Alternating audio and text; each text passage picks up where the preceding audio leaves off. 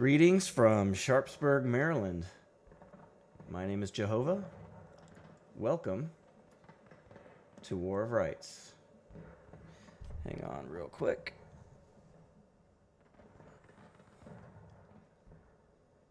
Got a couple little things here in the background to take care of. But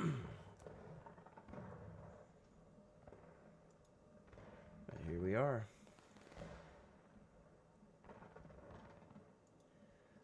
Back in the saddle again. Come on, dog.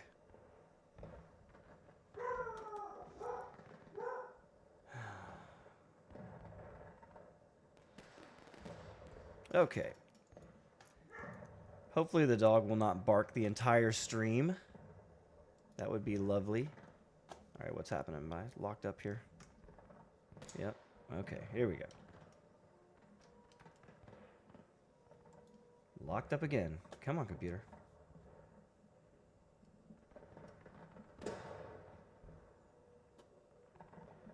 All right.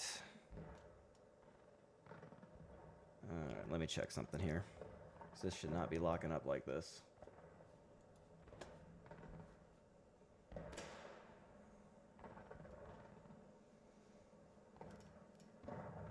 All right, guys, hang on.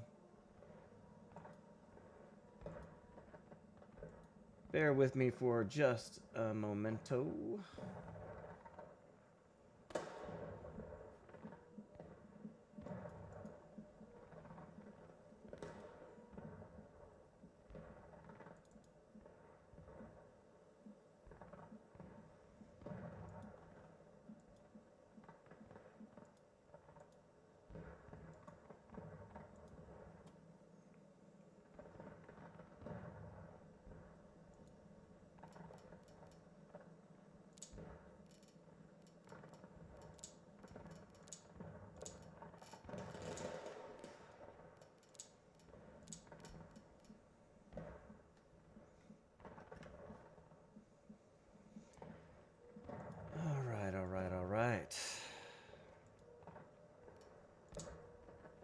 Let's see if that helped it.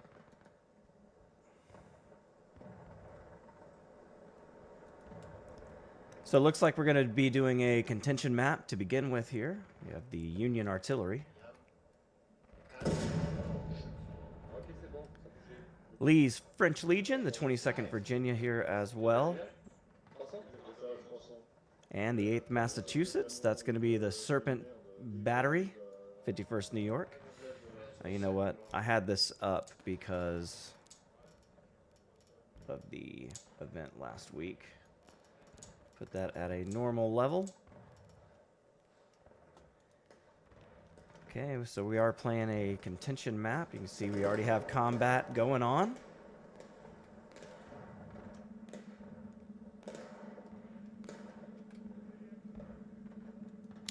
These big maps too, I need to figure out what they did or where we're supposed to be. This looks like a South Mountain map. Which one are we on here? 303 people of 350. That's nice. This is Log Cabin. So we've got the 3rd Alabama and the 8th Alabama. So that's Rhodes Brigade against the 5th New York and the 1st Maryland and Cook's Battery. Huh. Yeah, I'm not so strong on South Mountain right now. My friend Will Blaney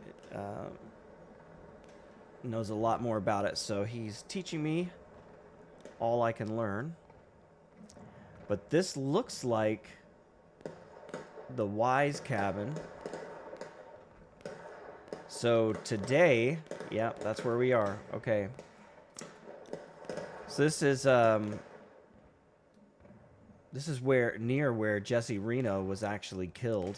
Jesse Reno's. So today, if this is the Wise Cabin, which I believe it is, this road still exists. You drive on it. That road right there still exists, called the National Road. You go down it. Now, this road here in front, it's not really a road anymore, but you can walk up through the woods in this direction, and there's a statue And I believe General Garland fell over in this area. Now, this is a map that we typically play on in the skirmish mode. See, they're restarting the round now. And there's artillery out there, so... Yeah, not so strong on South Mountain yet. I'm getting there.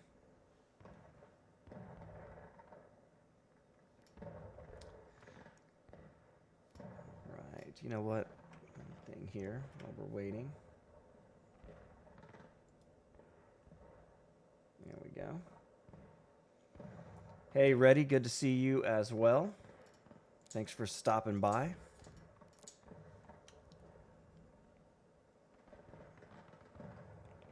Greetings from Sharpsburg, Maryland. My name is Jehovah. Welcome back to War of Rights. It's Saturday, and I'm able to stream. And we are going to be here to see a doozy. There's going to be 2 maps today, of course. First map is here. This is the log cabin map. And I'm going to say that this log cabin that they're talking about, let me find it again. It's going to be over here. Yeah, there it is. I'm saying this is the Wise barn or farm. And if you're there, maybe I can go up there and get a picture of this. Maybe I already have a picture. But anyway, this road leads over off of South Mountain, going toward Sharpsburg, well, Boonesboro, really. And then that's, I believe that's the National Road, and it goes on down around this way in real life as well. Now, in real life, this is a part of the park that you can come and visit. They actually have parking right around this area where the Wise house or Wise barn would have been. Jesse Reno is killed in this area. His actual monument is about right here in this area. And if you go off into the woods through the trail, because this is mostly wooded now, you're going to find a monument to the North Carolina, and I believe that's where Garland was actually killed as well. But to date, they're going to fight a contention battle over this. You can see we have multiple poles. Which one is the point of contention to start with? Looks like it's over here, or is that just showing artillery?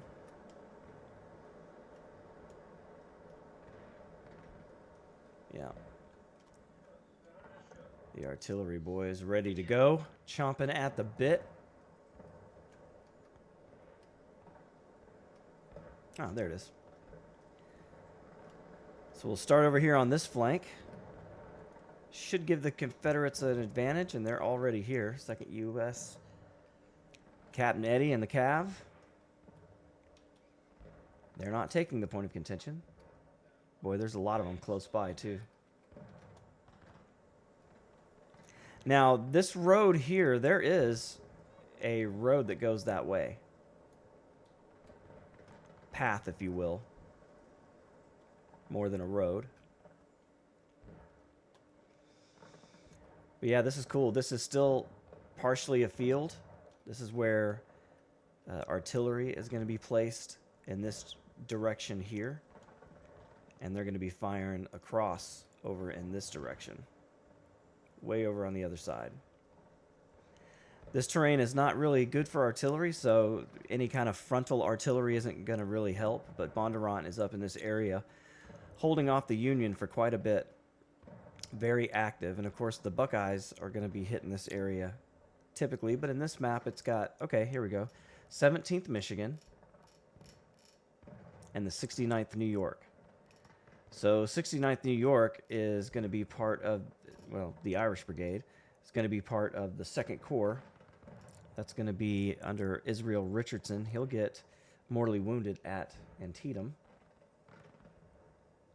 17th Michigan, I can't place. I'm not that good yet. I'm still working on it. 1st North Carolina Sharpshooters and the 3rd South Carolina. So again, I'm not really sure. I apologize, guys. Like I said, I'm learning as much as I can. South Mountain is not my focus at this point. So, but every week I promise to bring you as much information as I have, and that's what I've got for you so far. So sit back, relax, and prepare to enjoy one hell of a battle. Starting with the New York State Guard. All right, 40 minutes. The clock has started. You see we still have 10 minutes on the first point of contention.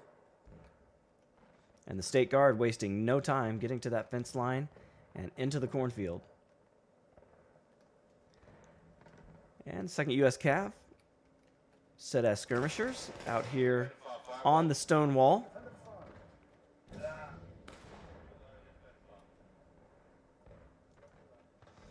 And here come the Union straight across. They're going to hit their right flank. As the second Cav busies themselves with the skirmishers of the Union, 52nd New York. O'Keefe is there. Saw a bunch of names I recognize. And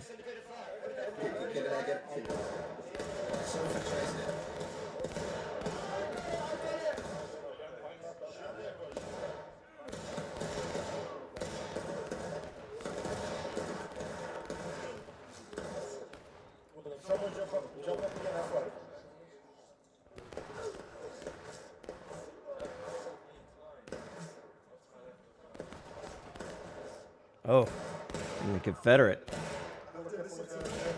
ripping holes in the Union. Should have known. Alabama, German Legion. Hey, Private D.H. Hill. Somebody that doesn't get enough talking time is D.H. Hill. Of course, he wasn't from Virginia, so that might be why.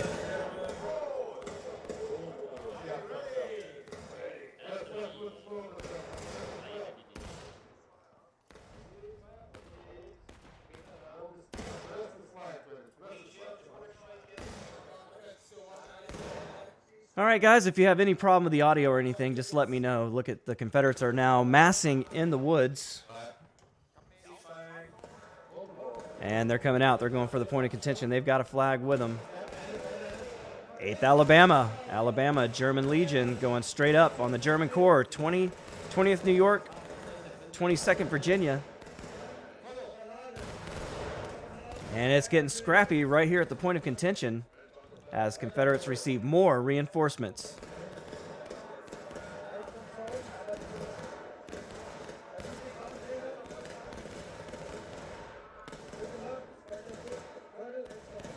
I'm not sure if they don't see them here to their right. We've got Confederates looking to their left as the Union is trying to come down the road. But they got a whole mess of them right here in front of the point of contention. So right now, nobody's going to get it. You can see 20th Georgia trying their best to get this thing up the pole. Captain Slaughter coming in with the pistol. Doesn't last long. See Weber, they're just doing their job. But you can see the Confederates are getting the flag up the pole. Here we go. And he has some protection. They didn't get it all the way up. He's still trying. There it is. Your back is turned right to the enemy. There they go. They secured the point, and here comes the State Guard to get their flag back. And they're trying to get that Confederate flag off the pole as quickly as possible. From this side, at least they have cover somewhat from the Confederate bullets. Sergeant British.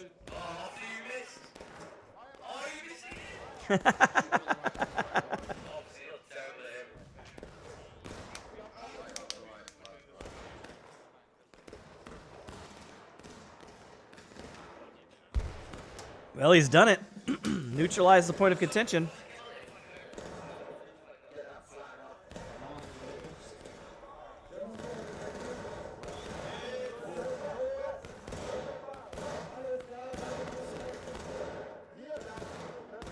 Second Lieutenant Jeff. There you go. And he's got cover, so unless the Confederates come up close, he's probably going to be able to get the pole or the flag all the way up.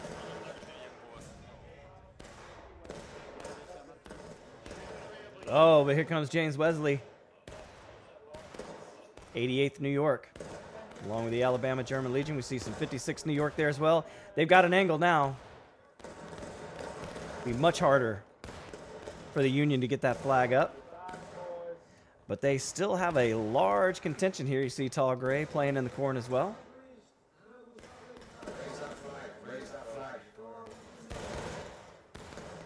Oh, man, just a pile of bodies here before the flagpole.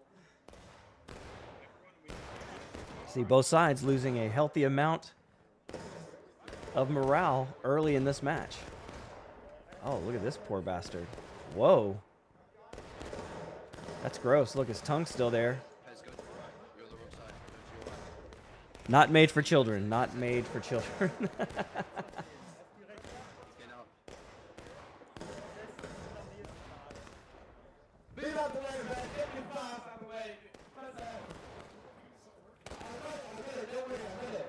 British coming out doing it again.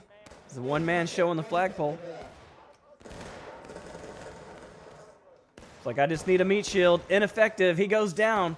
And here comes Wesley. Oh, but he gets shot too. Wow. Man, these men just run up to that place and just get shot immediately. McIntyre is going to give his... Take a shot at it. Jeff goes down again.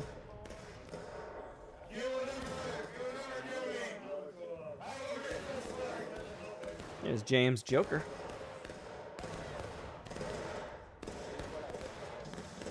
They got it. Oh, and they go down again. Uh-oh. Oh, I crashed.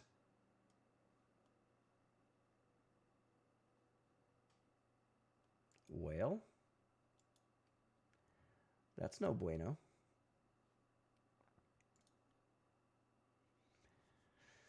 Let me send you guys back over here, like so, and I'll get us logged back in. That was strange.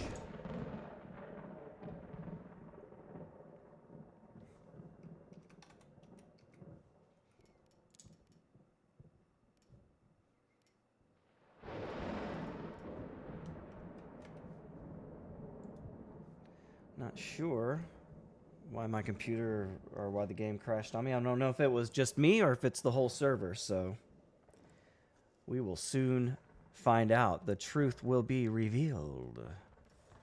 Revealed. Well, it looks like it was just me. Hope it doesn't do it again. They are still fighting over this flagpole. There's only 2 minutes left.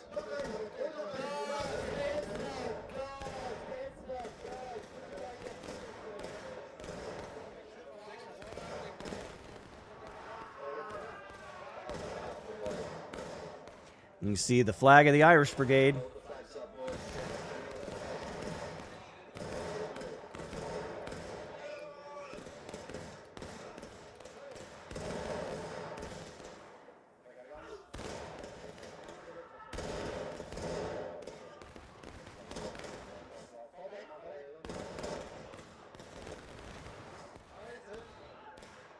You can see the amount of damage the fence is taking just from the bullets of the Confederates. I love this system, how they're actually implementing it. In real life, these guys would have taken this fence down if they could and piled it up and used it as a barricade. And once again, the Union have their flag up on the pole, and they're going to win this first point of contention. Wow. Pretty impressive. It's a good way to start the match. Of course, James Wesley is not ready to give up on it yet. But with only 52 seconds, the Confederates are probably thinking about the next point of contention. But it looks like the Union is going to be able to secure it with 41 seconds left. Gives them an early advantage. As you can see, right now they've lost more tickets than the Confederates. 3rd Alabama coming on to the scene now.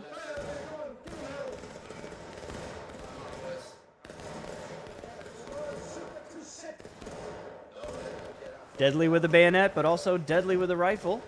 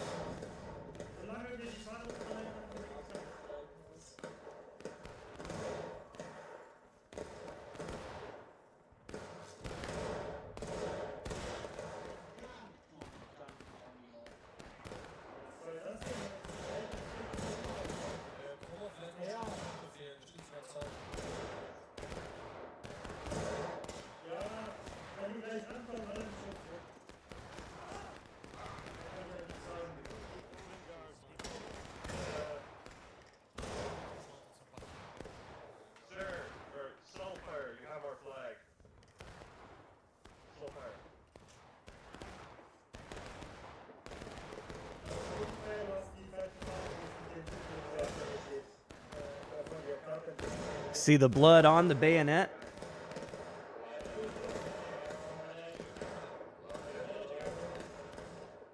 And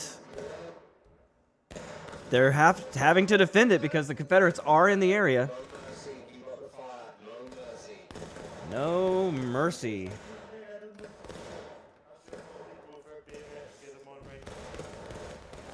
You'll see how both sides are now battle ready, although their lines are fading. I'd say the Union faster, but they're about to get a whole lot of morale taken away from the Confederates unless they can get in here and push the Union off this spot.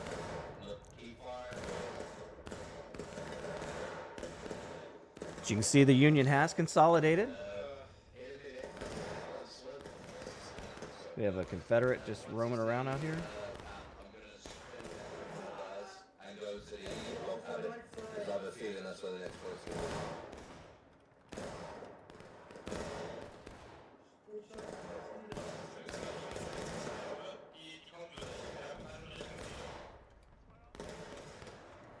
A little surprised the Confederates aren't putting more pressure on the Union. I think they've just conceded that they've lost this point.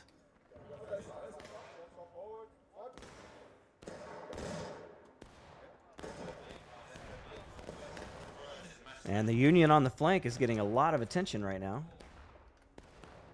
That would be 52nd New York, along with the French Legion. 51st New York here as well. Captain Olty.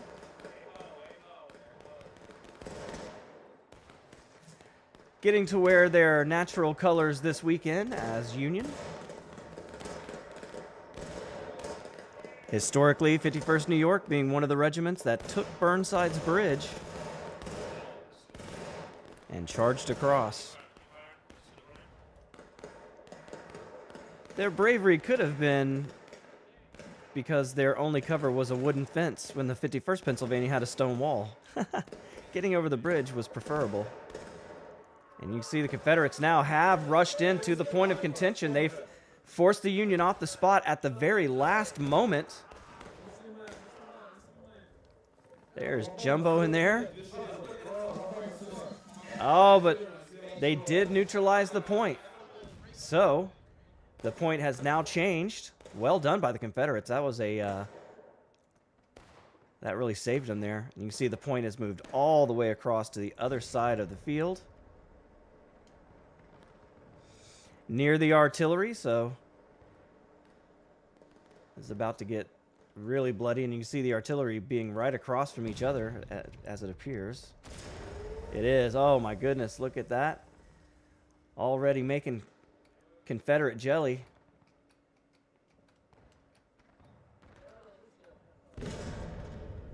Jeff Davis battery attached to the 3rd Alabama, shooting a 10-pound Parrott rifle.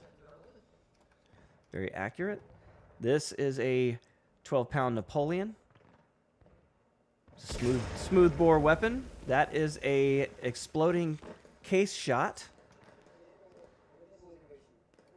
You see the Q-tips coming back in to man the gun.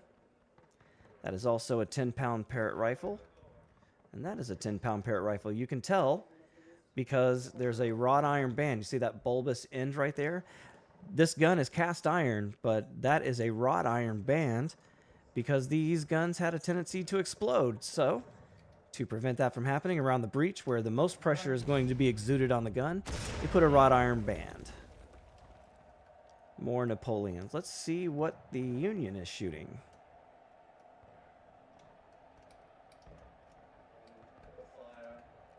This is a 3-inch ordnance rifle. It is completely wrought iron. So where that Parrott rifle just had the band on the back, the whole gun is made out of wrought iron, and I don't know of any that ever actually exploded during the war. It's a very good gun. This is probably one of the better guns. I mean, it's definitely a favorite because it was lighter. They could move it faster, obviously, and it was durable, very, very durable. And, of course, this is rifled. It's a 3-inch ordnance rifle. So you can, the lighting's not great, but you can kind of see the rifling on there. This game is so detailed that you can actually have the serial numbers on the front of these guns. Not crazy? They do such a good job here. Well, the armies should be arriving. It looks like they are. Union's going to get here first on the fence line. New York State Guard.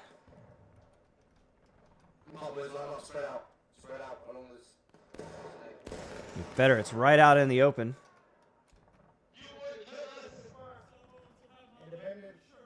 53rd Pennsylvania, 15th Massachusetts.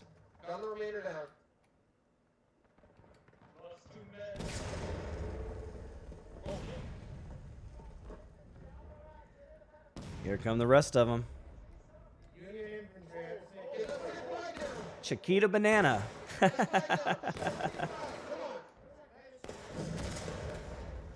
Oh my God, the artillery. They've been practicing by shooting at each other. Now they got these nice juicy targets. Oh boy. You do not want to be standing out in the open in a UEC event. I can assure you of that. These guys are going to learn that lesson. Boy. Yeah, you can see the gruesome state of the ground left behind. And the State Guard's going to try to do it again. Now, will the Confederates answer with their own artillery? Harder to shoot going down than it is shooting going up. Again, the Union's on it today. Getting the point secured once again. We'll see how aggressive the Confederates become. And you can see the Union, they're not letting them get over here easily. They're going to fight them all the way through the woods, keeping them away from the point of contention. We call this a fighting withdrawal.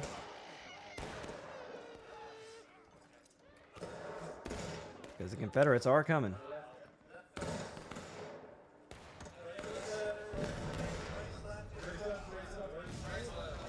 Well, I know those voices. There he is. Hogg, 8th Florida. A lot of names here. 13th Georgia in there.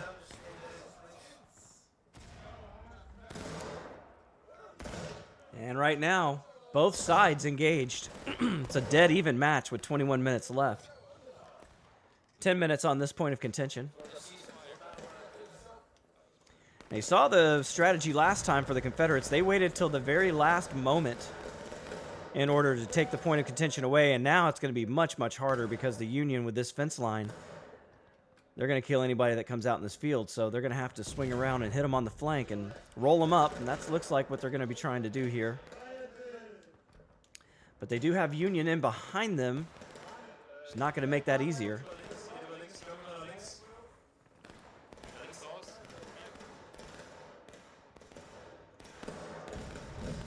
So you can see the attackers, the predators become the prey as the Alabama German Legion now are flanked. 52nd New York coming in behind them. They're going to have to get out of this area. They thought maybe they could come down the fence line, but they just didn't have enough support, and the Union has reinforcements coming in from behind.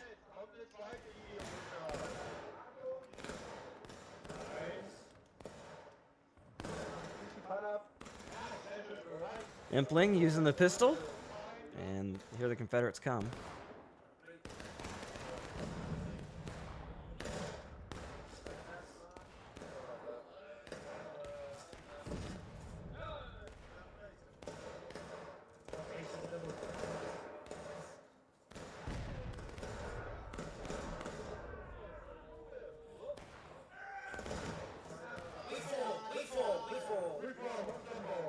There you go, 20th Georgia.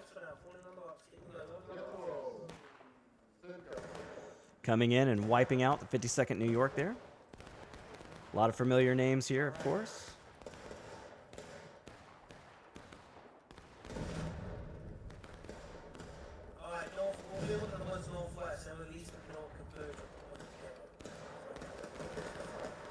These guys are always thinking.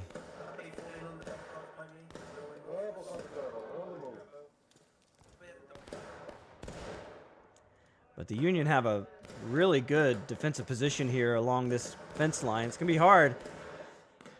They're refusing the line, if you will.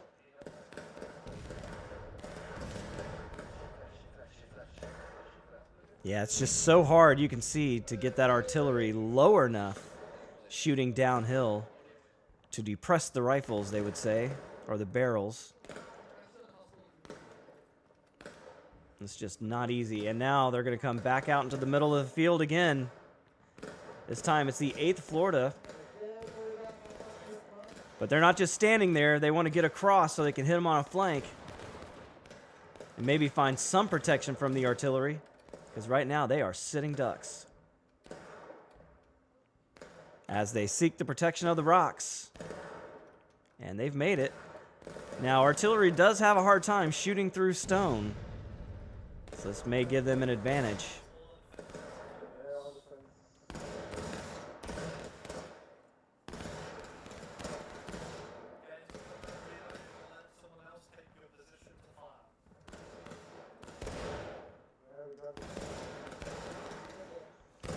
Heard Hog there with some sound advice.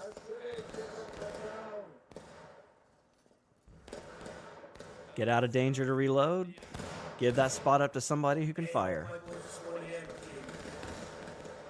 And we heard Jumbo, the 20th Georgia has arrived. 20th Georgia and 8th Florida, that's a deadly combination. Let's see what they can do. Facing off with the State Guard, you see Tall Gray getting the flag.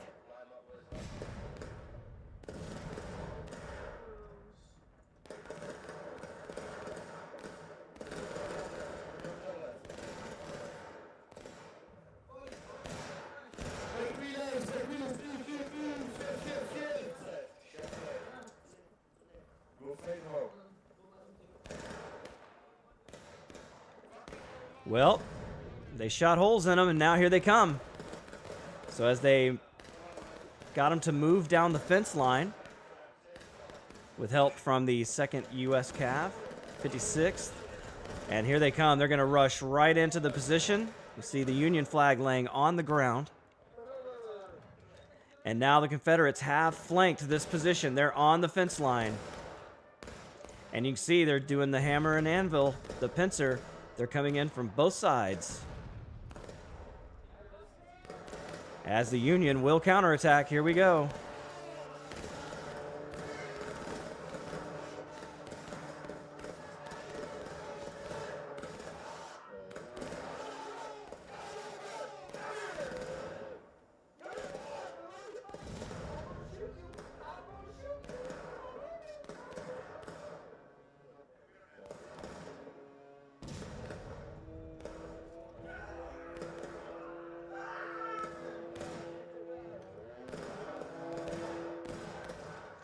That's annoying. Look at all the bodies.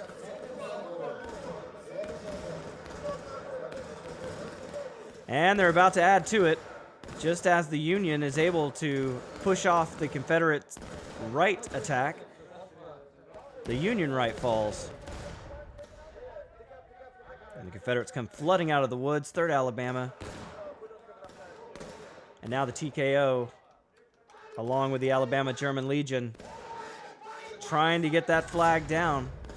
You can see the bullet holes in this flag already taking a beating. So the Union now, they see what's happening, and they're going to do a hammer and anvil of their own, racing out of the woods. It's a bloodbath right at the point of contention, but they did capture it.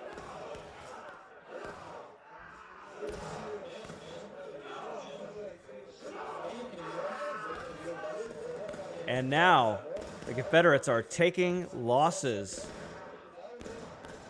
A massive blow to the Confederate morale.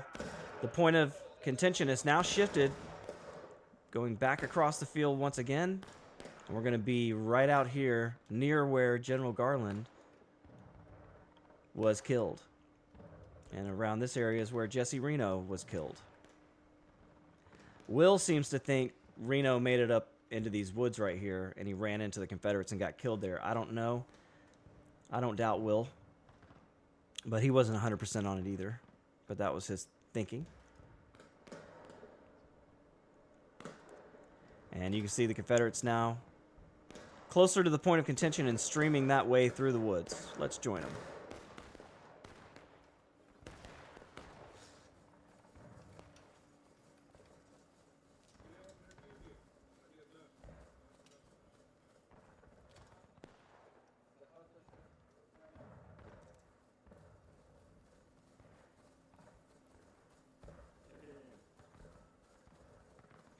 Got 3 Confederate flags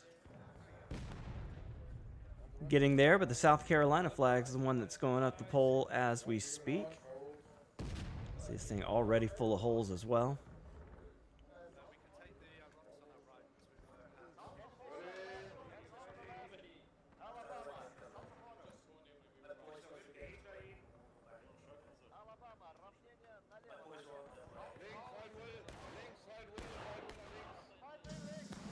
Look how beautiful these flags are.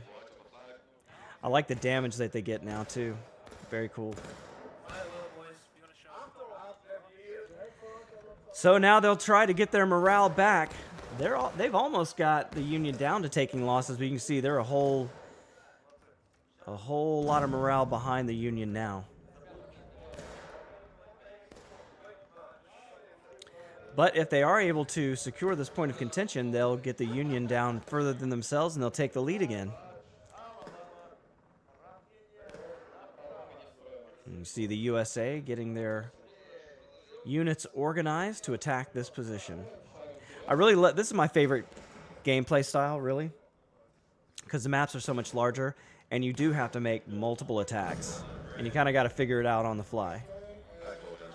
On skirmish maps, you can go with a predetermined, style that works, and everybody kind of knows what their job is. But in something like this, it makes it a little bit more difficult.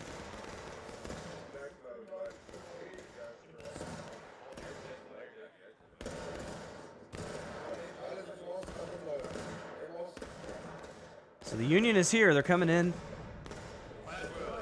Long lines.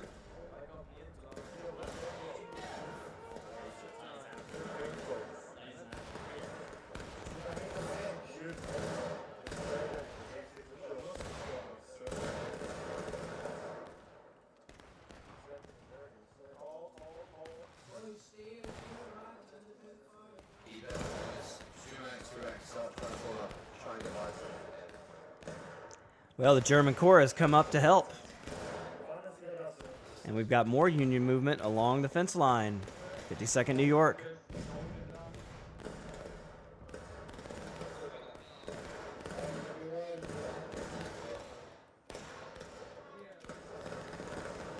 Oh, I was going to say Captain Williamson there, but he's dead.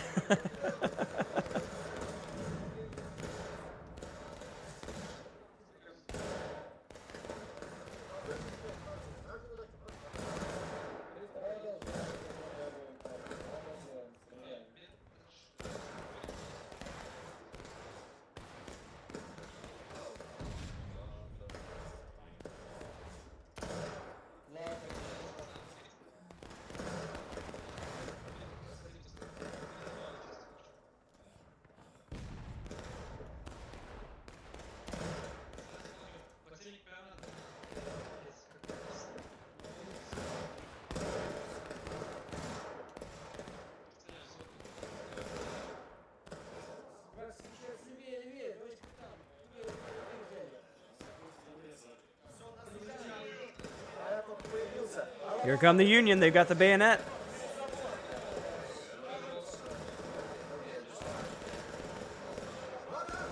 And they'll flood into the fence line. Here comes the counterattack. 3rd Alabama rolling down the hill. They'll smash into the German corps. There's a whole lot of German corps here. How many troops will the Confederates send? More reinforcements coming out of the woods.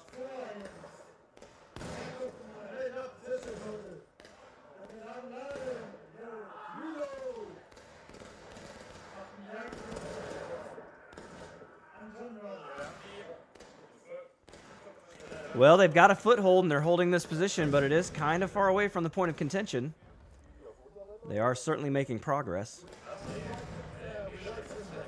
Of course, only 9 minutes left, and they're about to go to taking losses as well.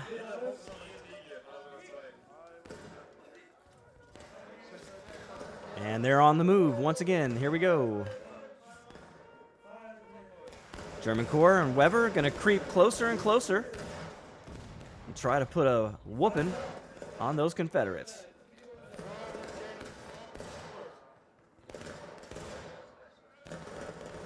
Oh, man. Brutal firefight.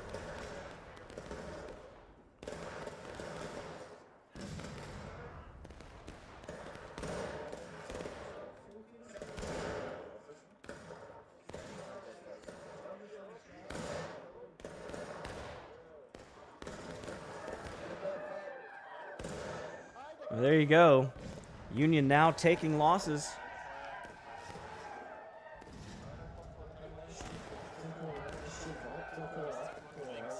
But they're currently way up on the Confederates. However, that's going to change in 8 minutes if they can't take this point of contention away from the CSA. And right now, we're not seeing a lot of that. Of course, the Confederates also swinging around to get on the flank of the Union. 8th Florida, as expected. Always sniffing out a flank.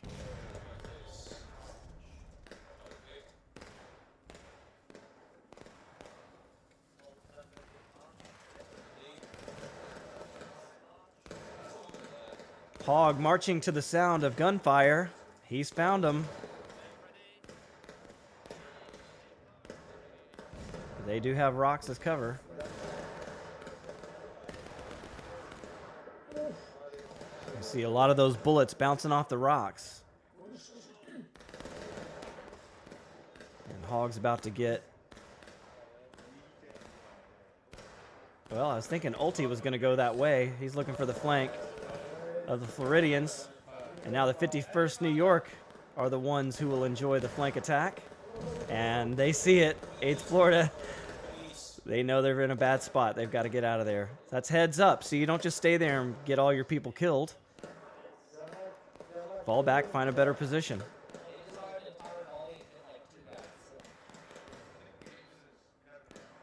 Well, don't get cocky. It's hard to shoot in the woods.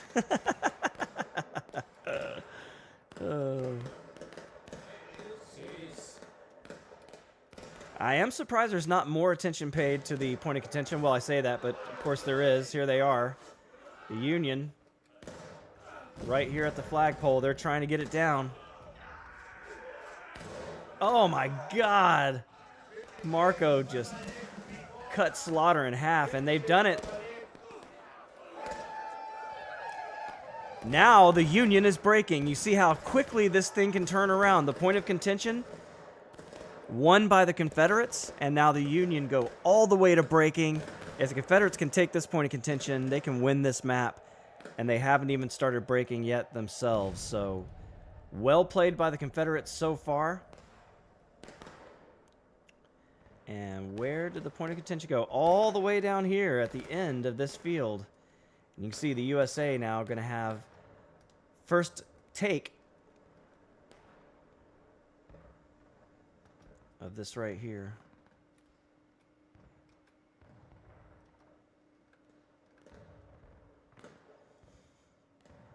And of course, the more kills the Confederates get against the Union now, that's going to make that breaking bar go even further and further down.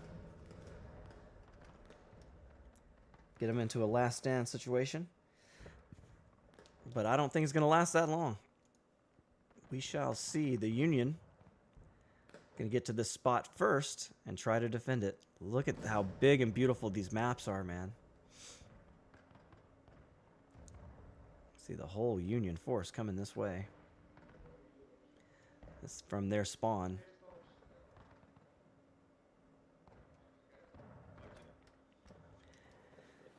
And the New York State Guard, they're going to be in the front.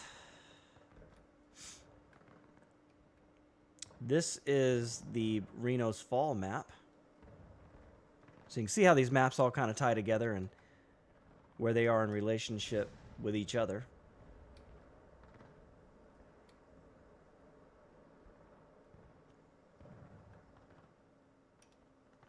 Or this isn't the Reno Fall map, is it? Or is this Anderson's counterattack? I can't remember. Doesn't really matter. It's Fox's Gap. Fox and Turner's Gap.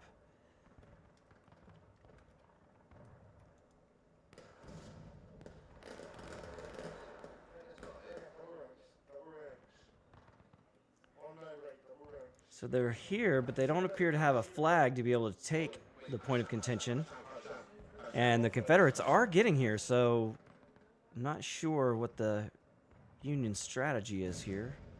I don't see a flag amongst these guys either. In fact, this is the first Union flag I've seen, so maybe they're not as close as I thought they were. Confederates may have an opportunity here.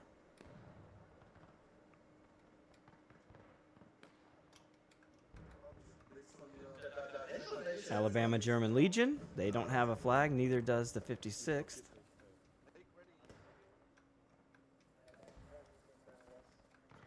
And there's the first CSA flag. 3rd Kentucky. Oh, they want to get them off that stone wall, but the Union already here. State Guard. Oh man, it's going to be impossible to get that flag at the pole if you're a Confederate. As long as the Union holds this stone wall, they're going to have to take it.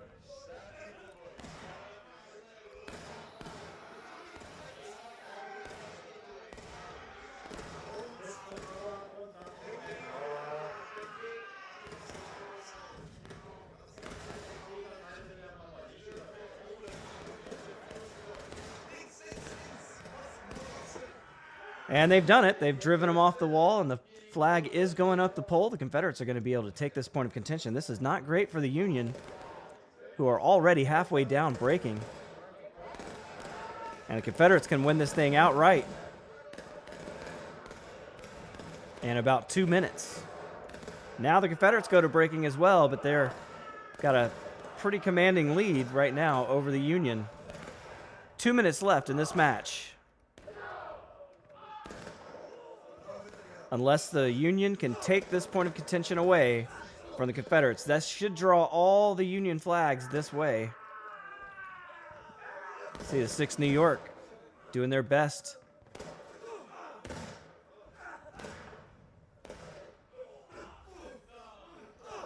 Oh man, Confederate tried to stab him, but got stabbed instead. There we go, 1.5 minutes, but the Union's doing it. They're here. And I don't see a whole lot of Confederates directly in the area. Here's 20th Georgia. Uh-oh. Here comes Jumbo. Get him off the pole. 1 minute left. Oh, my gosh. And it was so close. Look how close the Union came. And they're not done yet. Here come the French Legion.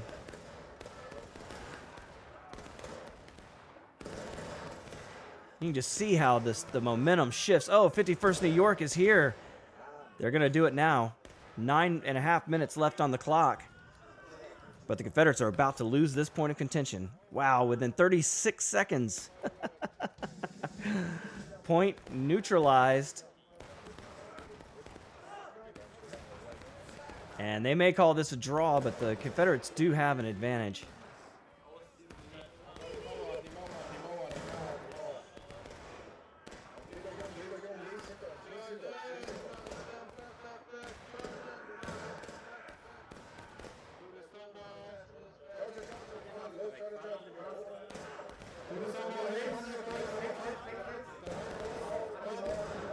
Confederates still trying to get that thing up on that pole. And they call it a draw. All right. Well, I hope you enjoyed that. If you did, make sure to hit that like button, subscribe. Until next time, my name is Jehovah, and I'll catch you later. Goodbye. All right, that's all for the first match. We'll go to the second match. They said they're going to do some kind of a ceremony, and then they're going to reset the server. So we're going to check that ceremony out.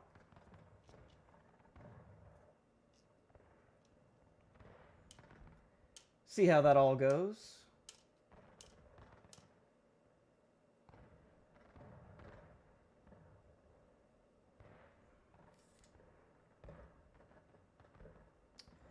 Why am I not getting any audio on that recorder?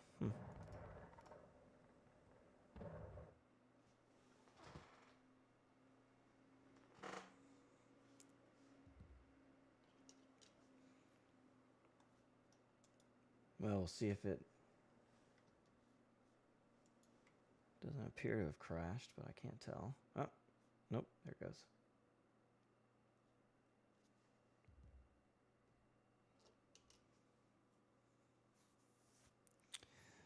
Oh, doogie doogie doo. Thank you for being here.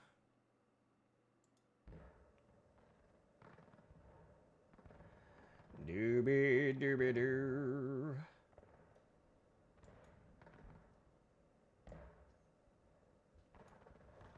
Oakley dokley. So let's find the boys. What's going on here? Resume.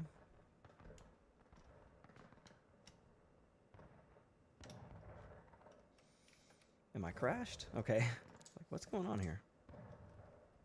All right. So as they reset the servers and get everything ready to go for the next round, I just want to take this time to say thank you for being here. I do sincerely appreciate it. We have been away for a while, moving to Maryland. Still got a lot of work to do. But we're here. After their victory at South Mountain, Union General McClellan with his Army of the Potomac was close on the heels of Confederate Generals Longstreet and Hill as they quickly retreated across Antietam Creek to set up a defensive line. After Union General Hooker crossed with the First Corps, it was up to 2 regiments of Pennsylvanians to find and probe these vulnerable left flanks. When darkness finally ended the brief skirmish, Union troops had pushed the Confederate forces away from the east woods, but both armies could barely sleep as skirmishing fire continued throughout the night.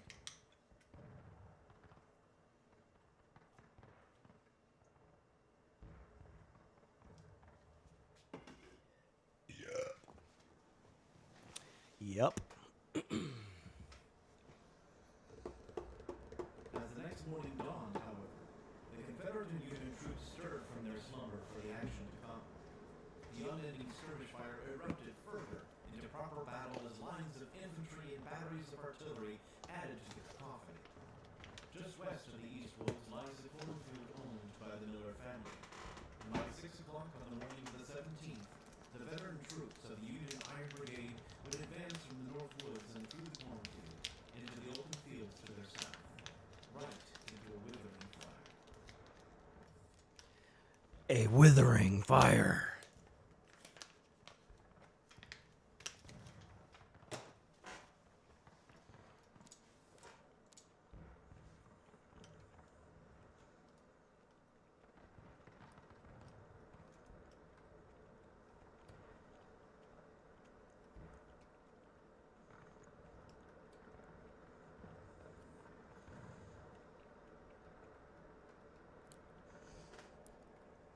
Greetings from Sharpsburg, Maryland. My name is Jehovah. Welcome back to War of Rights. This is the second match of the UEC Saturday event, so thank you all for being here. Let's get our bearings, shall we? All right. On the Antietam battlefield, we always look for the Muma Barn, which is on fire. There it is. And that means that should be the Dunker Church way over there. And of course, the developers of this game have done a just fantastic job putting these maps together. However, what's missing here, a very important part, because this is the final attack, Hill's counterattack. This is on the south side of the battlefield. Muma Farm is up on the north side, so that would mean north is like that direction. Well, as a matter of fact, I have a... Yeah, there's north, right about there, right? So between this section, the south side of the field, and the north side of the field, there's a town here where I live. It's called Sharpsburg. It's nowhere on this map. It just doesn't exist. And the final attack fighting got very close to town. As a matter of fact, what we're looking at, I think what they're trying to recreate here is the 40-acre cornfield that belonged to the Otto family. The problem with the maps here is that they kind of just picked a spot and put it on the map, because this would not be the location. You can see the Otto and Sherrick farm literally should be right here in real life. I'm curious about the roads, though, that they're using, because there was a farm lane from the Otto farm, and I want to say that's probably the farm lane. Hard to say. This looks like it should be Harper's Ferry Road, which I don't know why it has this big hard bend in it like this. I'll have to check it. But I'm outside of the boundary here. So I've always struggled with this one, trying to figure out exactly what they're trying to get here. But if this is indeed the 40-acre cornfield, that means the Connecticut, right? So there's the 9th New York. Okay. 4th Rhode Island. All right, see, I'm still not good with the south side of the field yet. I'm working on that too. We do have the Palmetto Sharpshooters and the 12th South Carolina. These would have probably been Greg's men. I don't know that for a fact, but I want to say that. Again, still learning. I'm much stronger on the north side of the field, and I'm not trying to give bad information. So, but I do want to see exactly what they're trying to do, because 9th New York, let's see if we can even see. There's the creek. Wonder where they have this on their map, though. So there's the Antietam down there. I'm wondering what houses these are supposed to be. That will kind of help me figure out where I am, because there's, like I said, there's a very important thing missing, and that is Sharpsburg itself. And if this road back here, which I think it is the Harper's Ferry Road, that means Sharpsburg should be like right here. Those roads literally lead into town. And that would put the Burnside Bridge down there. Yeah. I think what ends up happening is they just wanted to make this map, and they found something that looked kind of like a big cornfield, somewhere they could put it, and they plopped it here. Now, the developers would have to tell me differently if that's not the case, but that's just the feeling I get. Because on the final attack, there is, in fact, a cornfield, and there were a lot of Union Green troops there, and the Rhode Island was among them. I believe the 4th Rhode Island was over there. But this is going to be a ceremony that they're doing here, so let's get in and let these boys speak.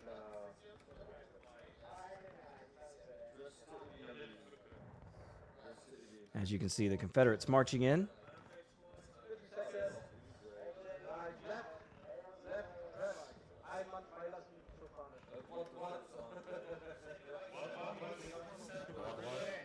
About faith, about faith.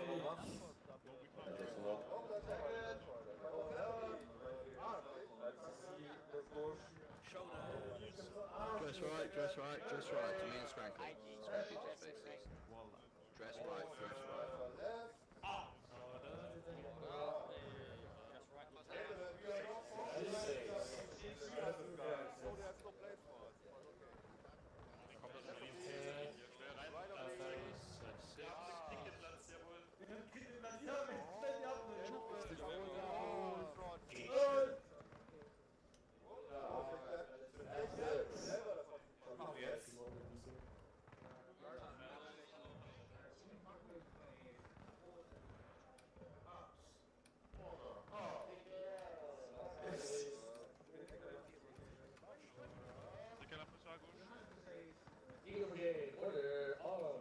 Now, one thing you see a lot of these Confederates wearing blue pants. That's a nod. These guys came out of Harper's Ferry. You can see even some of them some bluish clothing on, but the blue pants are a nice touch because the Confederates were so worn out by the time they take Harper's Ferry that a lot of their clothing is just threadbare. So they take a lot of the Union clothing that's available the from the stores there, and they equip the army. So I know there was a letter that one of the guys said that they marched out of Harper's Ferry looking like they could have been a regiment from or a company from Massachusetts. But a lot of those coats, it was a warmer day, about 70 plus degrees, so a lot of the coats were thrown away on the march to Antietam from Harper's Ferry. They couldn't take the shortest route. People will say, well, it's 17 miles from Harper's Ferry to Antietam. Well, it's actually 12. But that's if you take the road through Pleasant Valley, and the Lee didn't really want to do that because he was afraid the Union was there. And so he didn't want to get flanked or have half his army cut off, so they took the longer route around through Shepherdstown.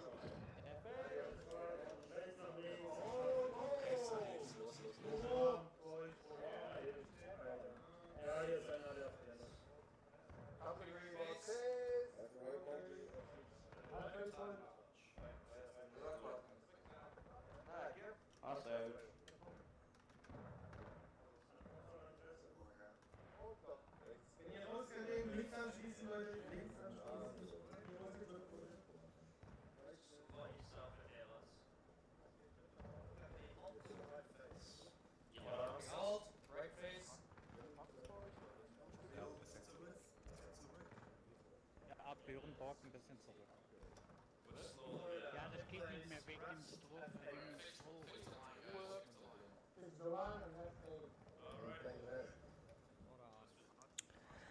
And just for the nerds in the audience, that is a forager hat. That is a kepi. See how they're different? That has a flat piece on the top. It's a little taller, folds over, where the kepi has that decorative designed crown. Of course, these are slouch hats, and people wore various hats, like this fella right here.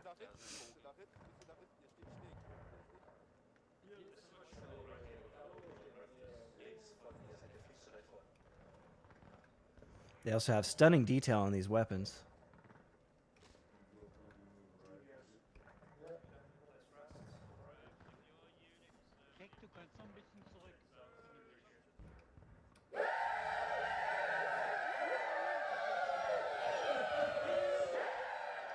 Well, they got a counterattack. They didn't do anything for it. I'm sure the Union loves to listen to the Confederates cheer as they're trying to get everything lined up.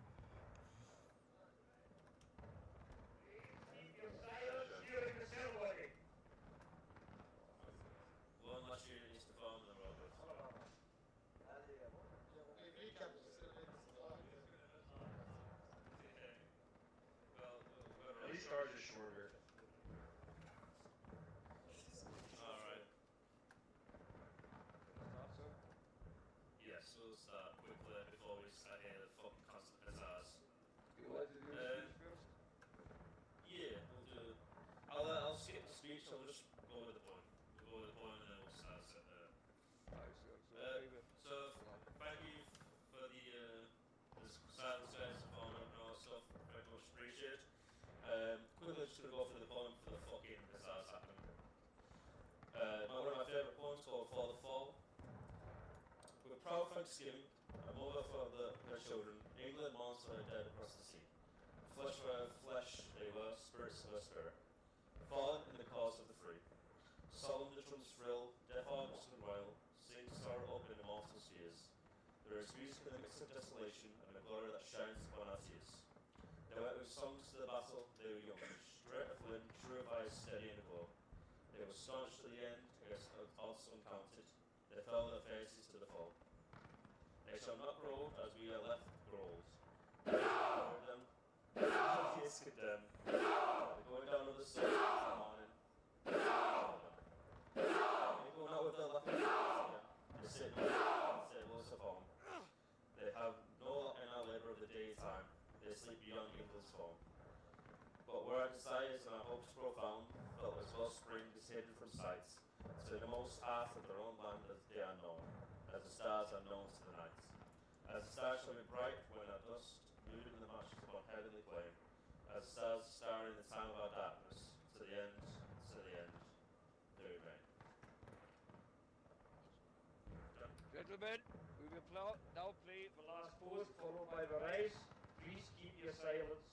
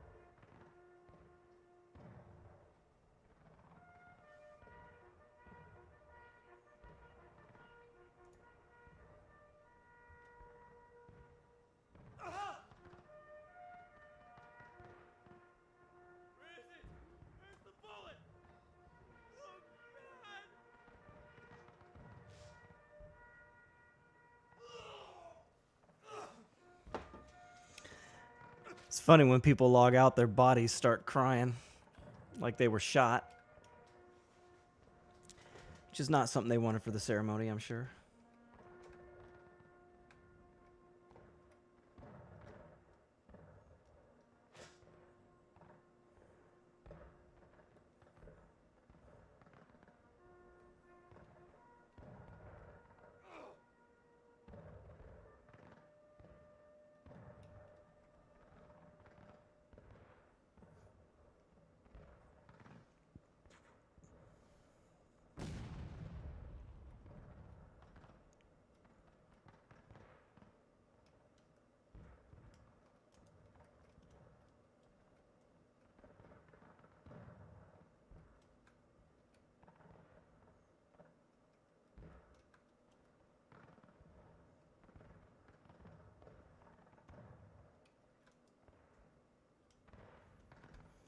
I can't say I know exactly what's going on.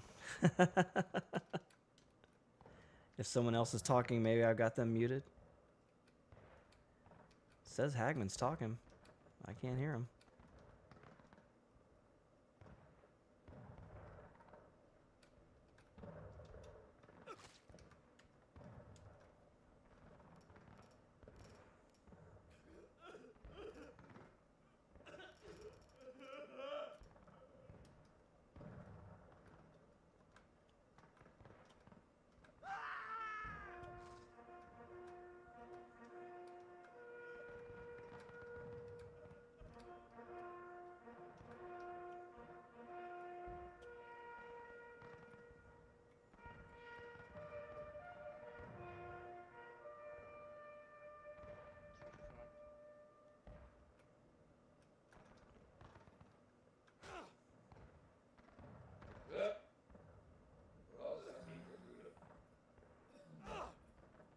Thank you.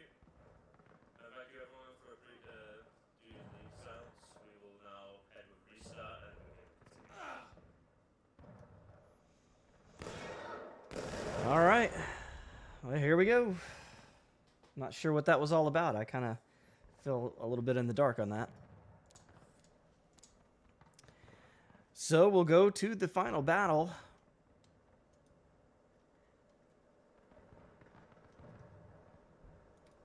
All right, well, let's do some quick history. First of all, are there...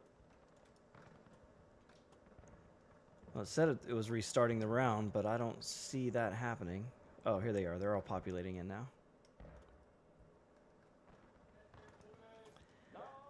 Okay, let's talk about historically what happened at the end of this battle, or what created the end of the battle, which this is trying to depict. Robert E. Lee is going to be moving soldiers all over the battlefield all day, but typically from the south side of the field up toward the north side of the field, because the Union 1st Corps, the 12th Corps, the 2nd Corps are all hitting him on his left and left middle. So he's moving people up. Walker's whole division starts down here toward the Burnside Bridge, but then he's pulled up to the north side of the field as well. So there's very few soldiers down here. And the entire Union 9th Corps attack and cross Burnside's bridge. It takes them a few hours to get into position. And about the time that they're reaching the edge of Sharpsburg, and I'm talking the edge, there were buildings that were hit in the town. No civilian casualties, but they were right there. If you ever come and visit, I'll show you how close they got. And, I mean, right down the street from my house, they were there. But what ends up happening is A.P. Hill's men arrive from Harper's Ferry. Now, everybody knows A.P. Hill's counterattack. This is what this part of the field is trying to represent. Now, if you were here with us a few minutes ago, is there a way to join the server? You have to be invited. It's a private server, Albatross. So if you want to join next time, what you would do is reach out to someone in the UEC. You could reach out to me as well. Find us on Discord. And my Discord information is in my links. And we'll get you hooked up. Any of these units would love to have you, I'm sure. But this is not a pub server. This is a private event of the United European Community.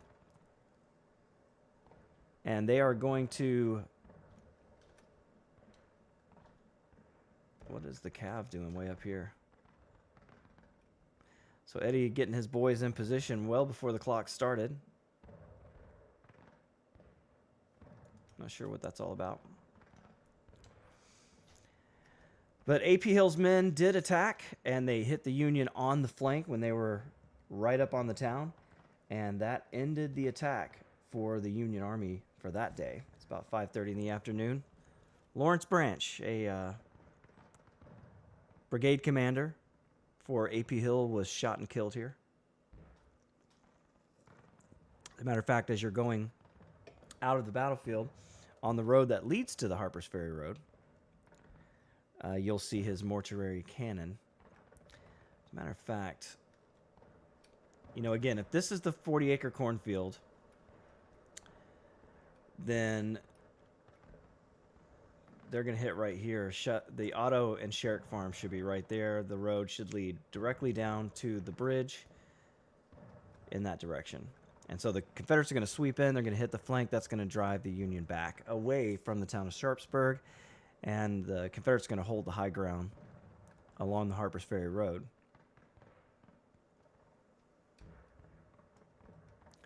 And again, the town should be right here. I mean, Sharpsburg is literally right here.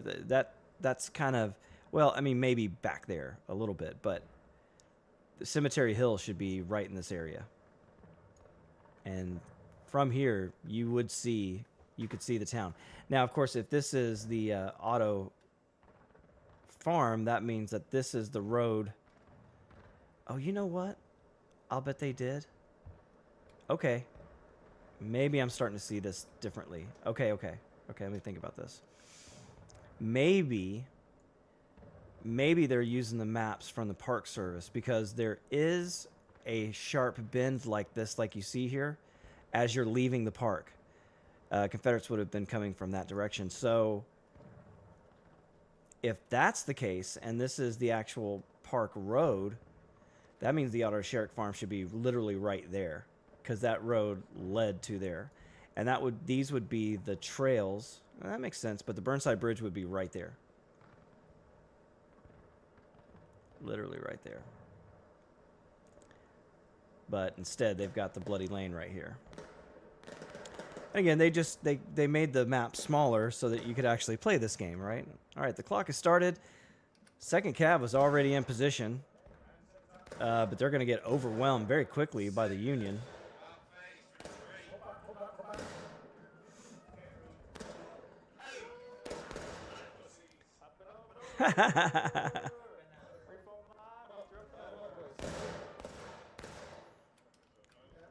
And you can see what happens when you get too stretched out from the other companies.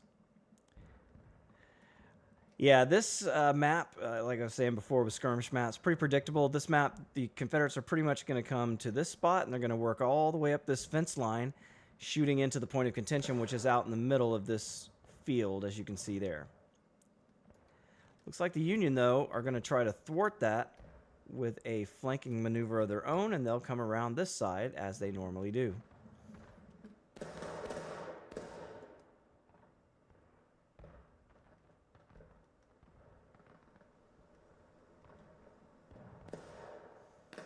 And you can see the Confederates already starting their way around this fence line.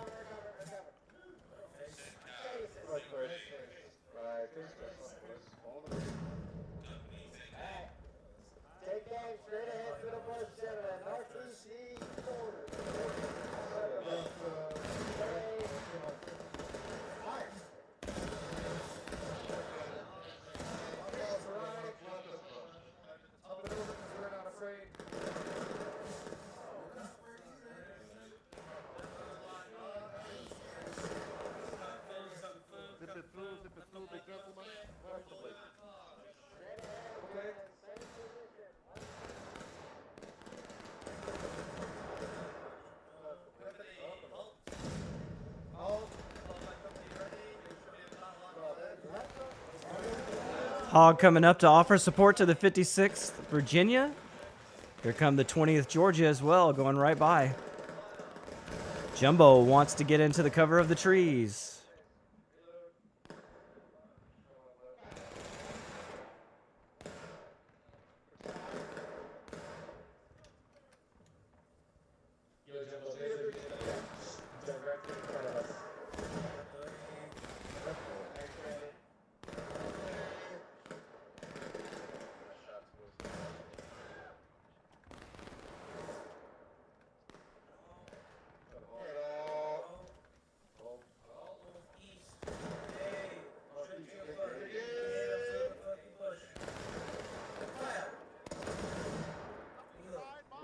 And you can see the shadows of the Union Army right behind those trees.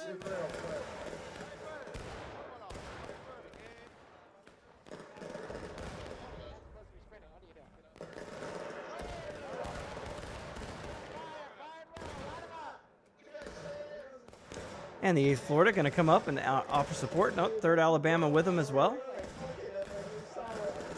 Now the 12th U.S. are in a lot of trouble. Now, historically speaking, 12th U.S. was here. They were skirmishers in the center. As a matter of fact, their commander wanted to attack Cemetery Hill more aggressively, but he was called off.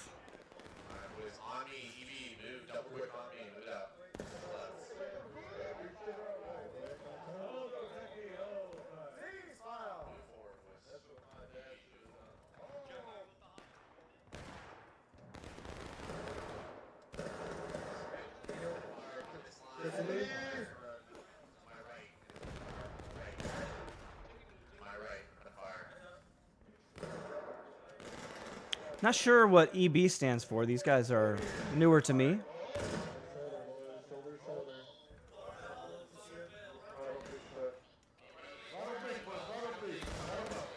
They found them. They had to come all the way out of the trees to do it, but there's the Union Army.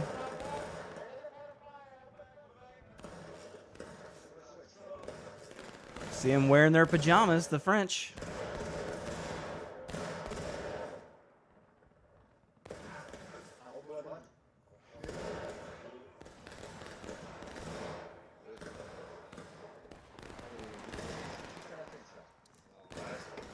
Standing out in the open didn't work well historically, and it won't work well here either. As you can see, the brave French going down one by one. I'm not sure what the word for retreat is in French, but I'd be saying it right now. Get out of there, boys.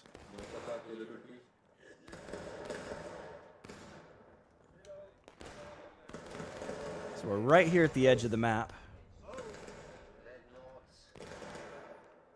where the 12th U.S. has fallen back to. State Guard is back here as well. You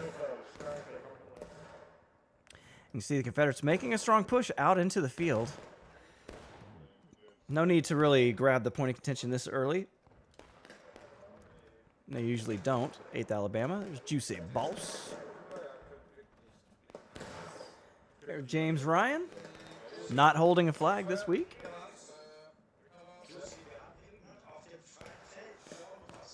They're going to be the extreme right side.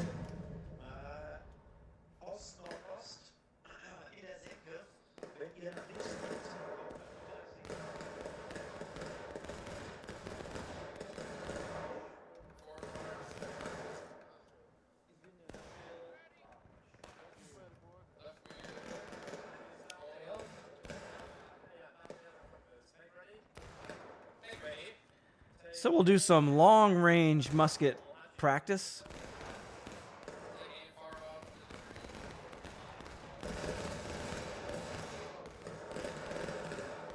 Hard to hit much from that distance. Maybe Hogg doesn't see the guys down here in the valley.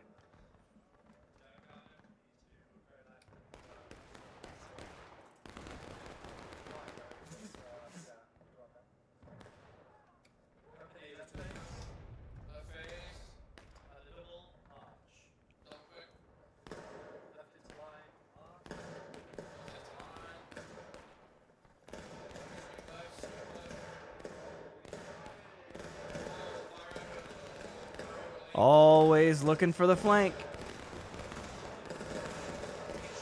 They found it again. Well, it didn't work the first time. It's probably not going to work again. Here come the 51st New York.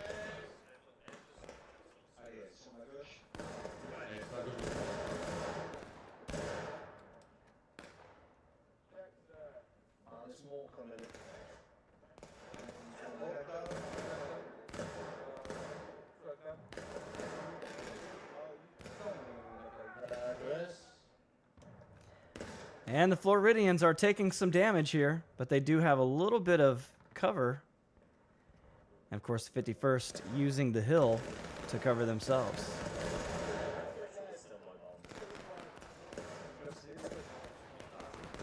Boys are some snappy dressers. Of course, these are the Zouaves. Makes perfect sense that the French Legion using these.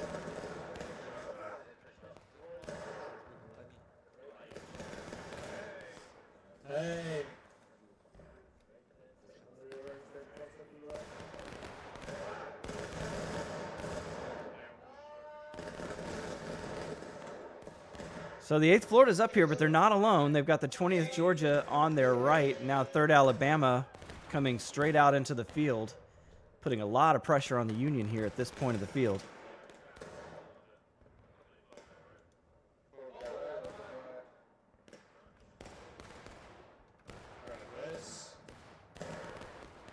And Ulti wants to get his guys in a position where he can see the enemy, but they can't see him as well.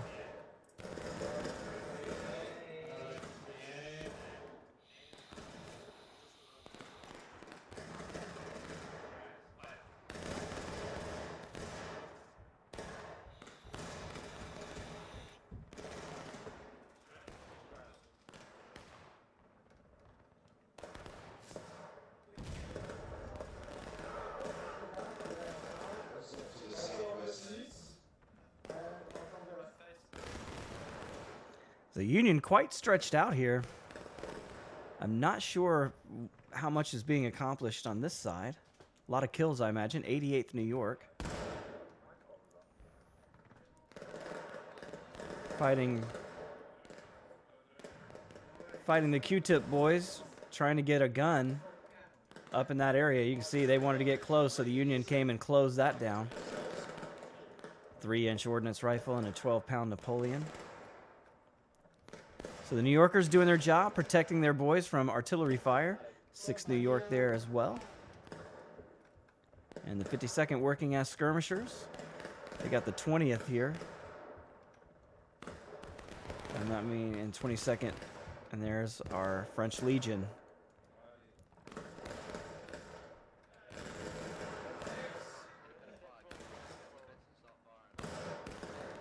And the Serpent Brigade, 51st New York.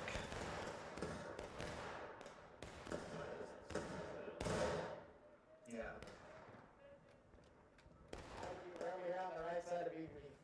You can see exactly how close we are to out of bounds. Over here on the right.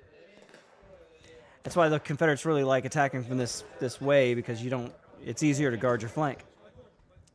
Captain Williamson.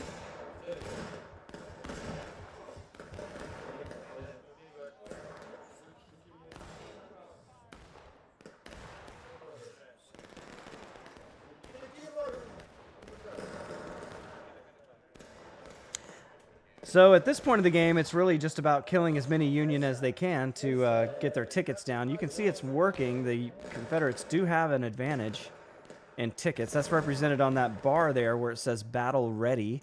On the left side, you can see the Confederates has more red than the Union has blue, and that gets less and less as you lose tickets.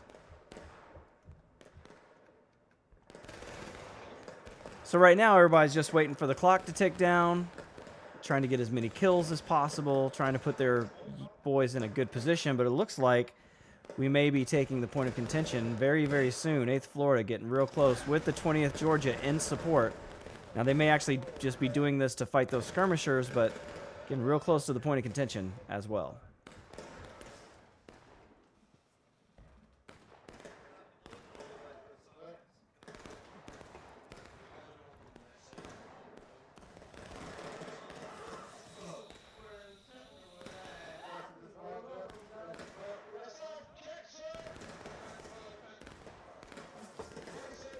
All right, looks like the Floridians have the stickers out. They're coming in with the bayonet. Nope, he just got him close. Oh, and there he goes. Hog is dead. And the Georgians coming in right beside him.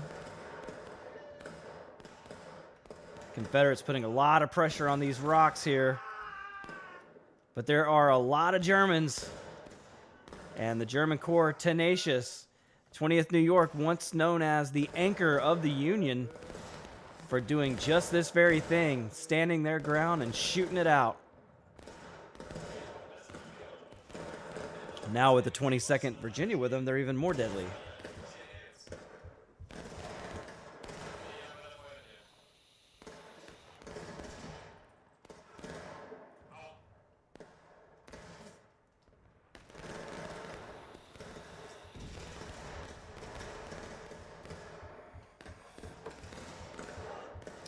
You can hear the big guns going off.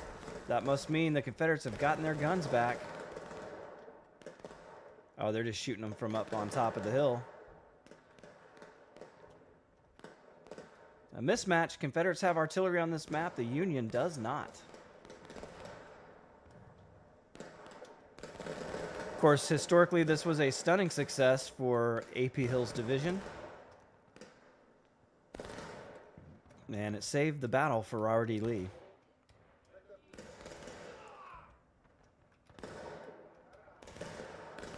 Of course, a lot of blame is placed on McClellan for that, being timid and the like. I think a lot of that comes from the writing of Sears, but, you know, the guy ran against Lincoln in '64 for the presidency, so people started seeing him differently after that. And, of course, after he died and his private letters to his wife were published, a lot of people got very angry with George McClellan because he said some very nasty things. But he wasn't saying it in public. He was saying it to his wife. But still, they hate him for it. And McClellan, I'll tell you this, was absolutely convinced that Robert E. Lee outnumbered him here. And the smashing they took from McLaws in the West Woods, which at the time was Robert E. Lee's last reserve, along with this counterattack late in the day by A.P. Hill, he's pretty convinced of it, that he was correct in that assumption. And that's why this battle is only one day, and that's why the Confederates are allowed to leave on the night of the 18th, starting on the night of the 18th.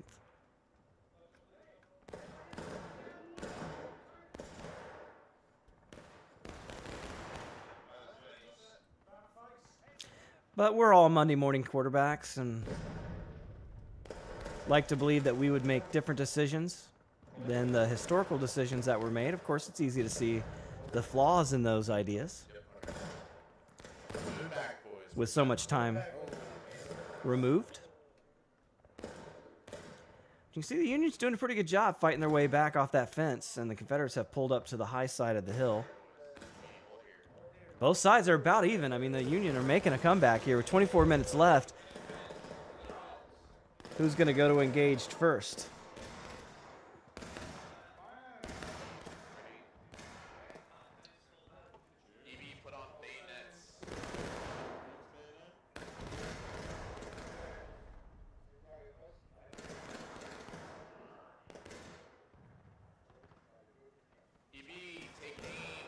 Of course, the higher the Union get up that hill, the more open to artillery attack they are going to be. There you go. It was the Confederates first, so the Union do have the lead. 23 minutes left in the match. And you hear the huzzah. That is our signal that the Union is winning. But just by the slimmest of margins, as the Confederates are about to send them into engaged as well.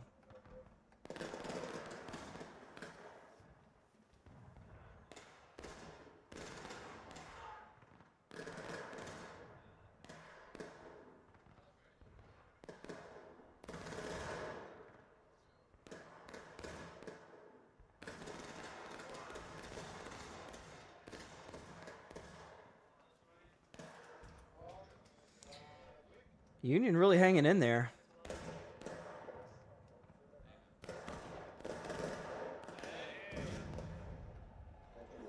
Yeah, there it is. Now they go engaged as well. So they got a couple minute lead on the Confederates as of now. Let's see how long that lasts.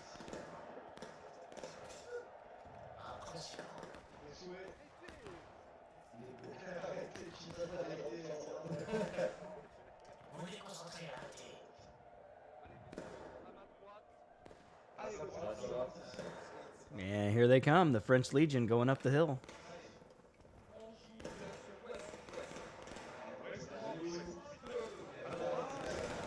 Confederates aren't done. They're pouring in. Here we go.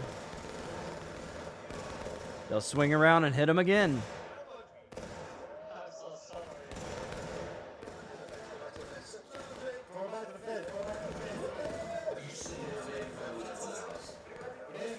Third Alabama, experts with the bayonet, but they can't go all the way to the fence. It gives the Union an advantage. No advantage here. Confederates hopping the fence, hitting them hard with the bayonet, but the French Legion is still here.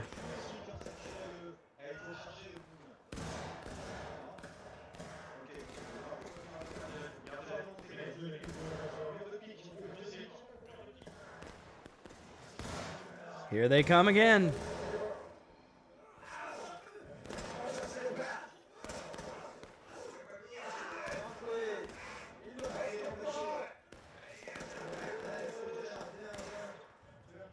And Lee's French Legion holding their ground. Well done. You see the 51st coming in, also with the Guard coming in to help. So the Confederate attack has been stemmed, and now they are going to start firing again from the shadows near the fence line. So a good defense by the Union there. And you can see it took quite a few tickets from the Confederates, but the point of contention is now fading away. That might just be through decay. I don't see a lot of Confederates too close to it.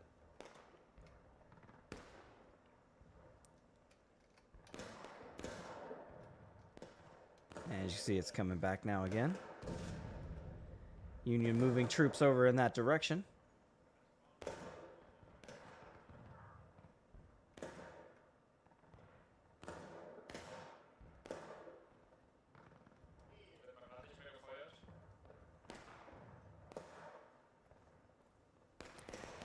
It's a pretty good spot to be in if you're the Union, because you can see the top of that hill where the Confederates like to move. Get some good long shots on them. They do have help coming back across this way. 6th New York.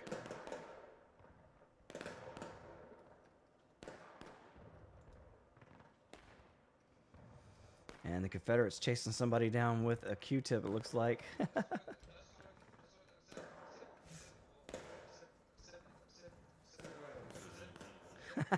He's like, just surrender. Oh, so now the Confederates are going to have this 3-inch ordnance rifle in a very, very good position to do some damage to the Union. And the Confederates look like they're trying to get serious about the point of contention with 18:54 left in the match. 56 Virginia out in the middle of the field, and they're going to have help on the way. 20th Georgia.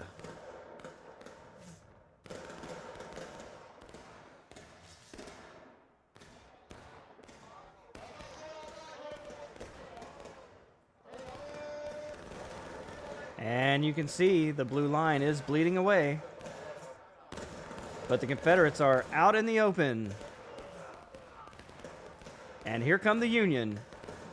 German Corps, Captain Jack Stone in the van. That'll lead them out of the stones. No pun intended. And here they come.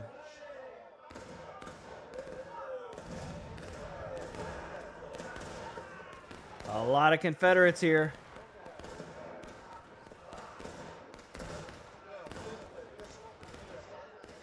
And the German Corps melting away before the rifles of the 20th Georgia, 8th Alabama, and the 56th Virginia. Here come the 88th New York. They're coming in piecemeal. That's the easiest way to kill them.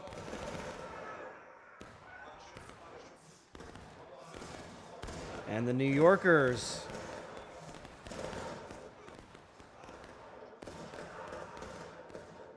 Captain Russo, the Texans here as well.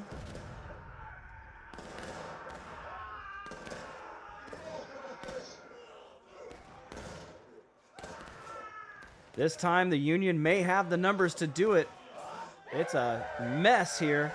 But no, the Confederates have taken the point of contention. 11:54 left in the battle match. 17 in the whole match, but that clock has stopped. So the counter clock, 11:46. That means the Union has to take this spot back in less than 12 minutes or this match is over. We'll see how they decide to do it, as the Confederates are able to hold that position. Big heavy hitters here. 8th Alabama, 3rd Alabama, 20th Georgia.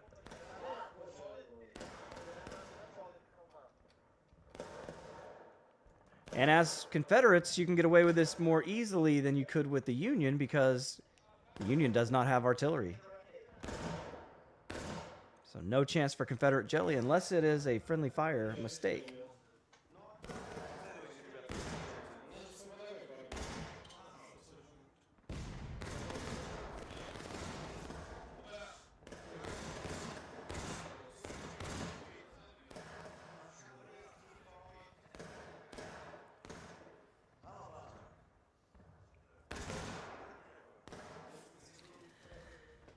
And you're probably not going to get this kind of shooting either. This is one of the things that I haven't got a firm grasp on. I know I'm going to ask Tom Clemens about this next time I see him or run into him on one of these trainings that he does in the spring. Because he made a comment that there was none of this kind of sparse firing. Like there was no fire at will order. You were firing all at once, because the fire at will takes away from the whole point of this mass of men, right? They want to hit you with a mass of lead at one time. All right, here come the Union. Confederates are ready to give up that spot. 17 minutes left in the game clock. Less than 10 minutes for the Union to take this back. But it looks like the Confederates are going to let them do that. Although 3rd Alabama may have a second thought about that after all. trapped them, lured them in, but there's a lot more Union here than there are Alabama, and there's more on the way. Wow, look at this. The Union absolutely streaming into the point of contention.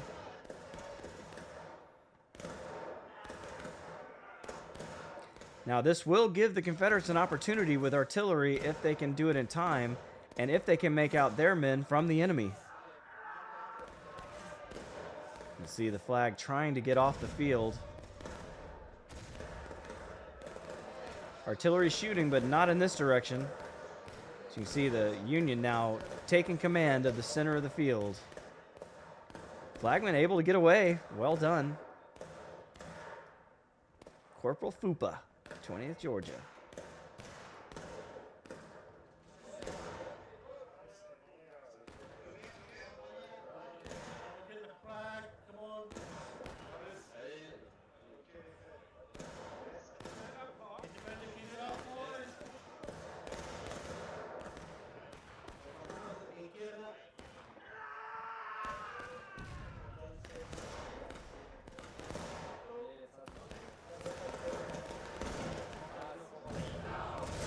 Ooh, there it is.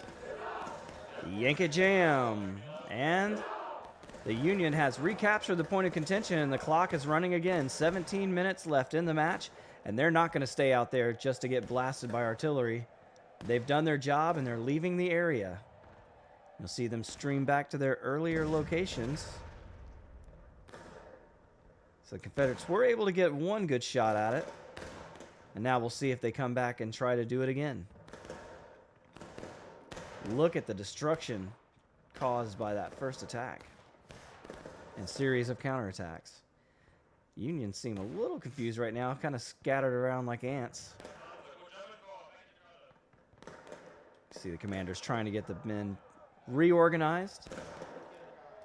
But now the Union is taking losses, so the Confederates were losing before. The Union had the lead. Now the Confederates have a slim lead, as they are going again back for the point of contention. They're going to draw more Union in.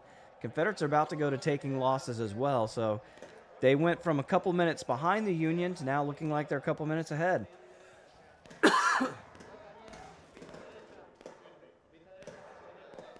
Yeah, the Union is doing pretty good. Philippe, thanks for being here. Thanks for commenting. Well, you see the bullet go by, or the round. Confederates are back at it. They are not wasting a whole lot of time. They want to draw out the Union so they can kill them.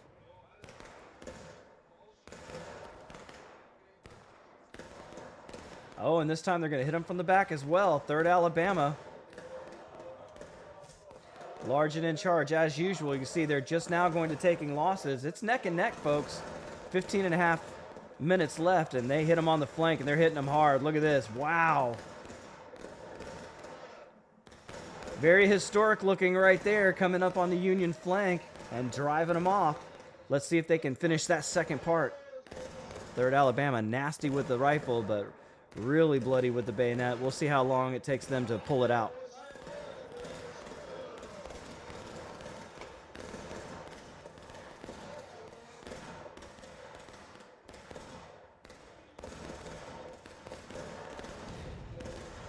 A devastating fire, though, by the 3rd Alabama, and the Confederates have done it again. They've taken the point of contention for a second time. 14:38 on the game clock. It has stopped. 6:49 on the counter clock. Union has that long to take back the point of contention. You can see they'll come in, take it, and then leave it for the enemy. And all they're trying to do is draw them out so they can kill more of them. Right now, the Confederates have the thinnest margin of a lead, and that could go either way very quickly.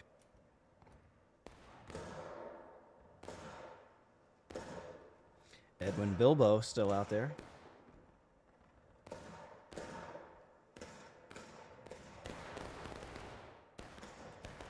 Also the skirmishers of the 2nd Cav. Definitely drawn out. Whoa, drew him out to a heavy flank. Did you see that? 52nd New York absolutely obliterated there by the 3rd Alabama. Wow, I didn't even see him there. I thought they were still fighting. I bet Frank did too. Or O'Keefe or whoever's in charge. I haven't seen Frank today. And here they come. 20th Georgia, along with the 3rd Alabama, delivering a heavy, heavy blow to the Union. And they're not done. 6th New York is now trapped in the middle of the field. Lost on an ocean of butternut and gray. Here they come. 3rd Alabama, along with the German Corps trying to get around. They're coming from the same direction. Wow. So the German Corps trying to swing around, but the Alabama's doing it with a bayonet.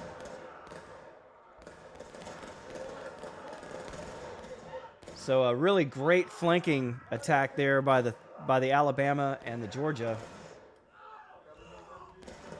But it's not over yet. There's a lot of Union here.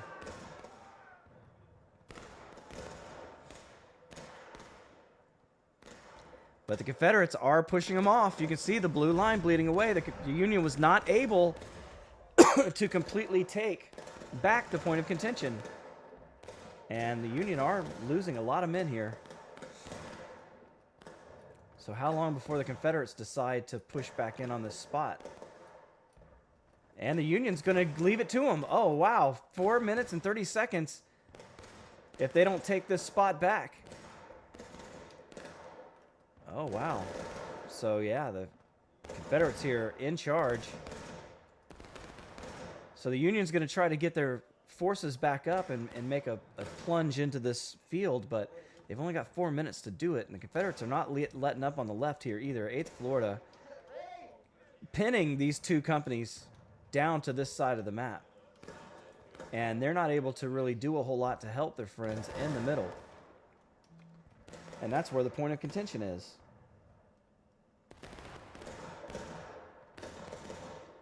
Not a lot of cover, though, so you are going to get into a situation where you're going to lose men just for that. It looks like they might be coming out this way. Here we go. Union making their way across the field. 51st New York, they want to get in on this party. 3.5 minutes.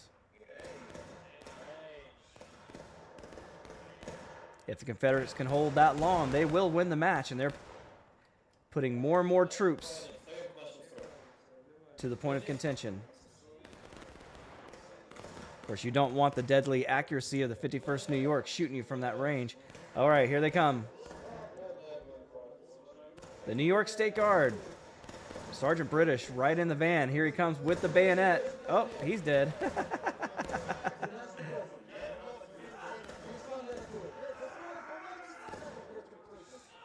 See that Union attack across the field? It's smart to hit them in 2 different places. That way they can't help each other and reinforce.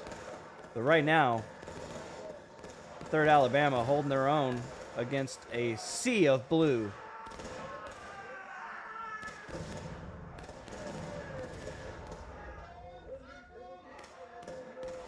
But it could not stand forever, and the Union pushing straight through the Confederates, hitting them with everything they got. The 8th Florida coming in from behind. And they are just all mixing it up here at the point of contention. More Confederates join the fray.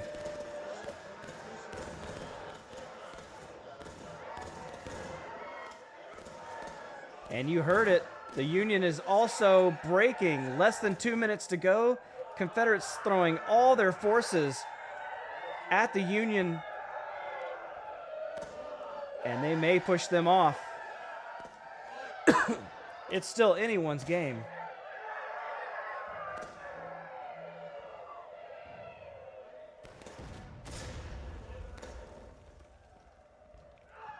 Looks like the Confederates have done it. So with less than 2 minutes left, this thing just got won by the Confederates. Still 14:38 on the game clock.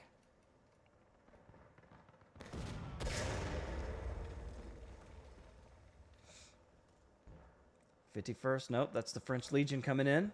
They want to have something to say about it. They got a minute left to do it.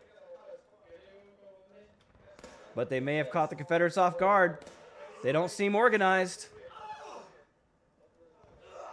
Here comes 3rd Alabama.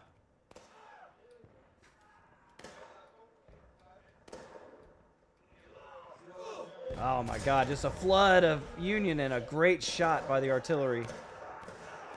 Well placed in their ranks. But, man, Union tenacious, not giving up on this thing at all. They keep throwing all their forces at them, and now both sides are breaking. Those artillery shots get riskier as more and more Confederates pour into this area, but you can see the Union now pushing them back away from the point. They're trying to get this game clock restarted. 16 seconds left. Oh, I think they're going to do it. Can the Confederates put enough men on this spot quickly enough to stop them?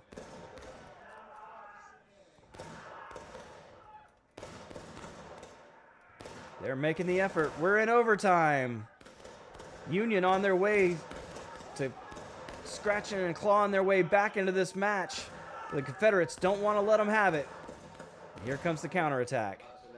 You can see the Confederates plunging into this location. Oh my God, and the Yankee jam is everywhere.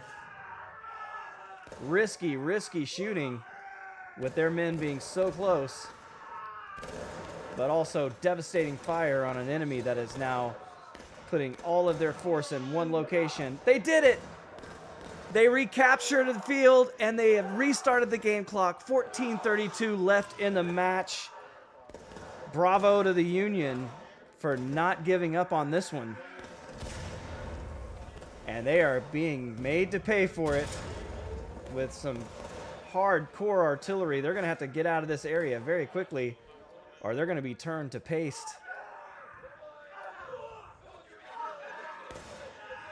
Of course, the Confederates hanging on to them there. They want to leave them out in the field so they can get brutalized by that artillery.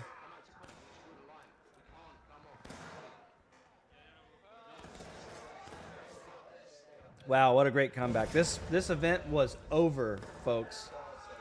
But the Union did it, forcing an overtime and then retaking the point of contention.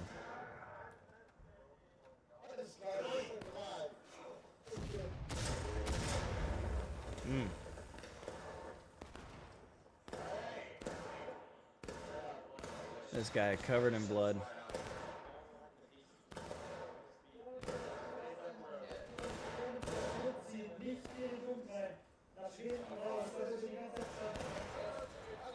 Yeah, man. Yeah, of course, you're right. The Yankee jam is everywhere.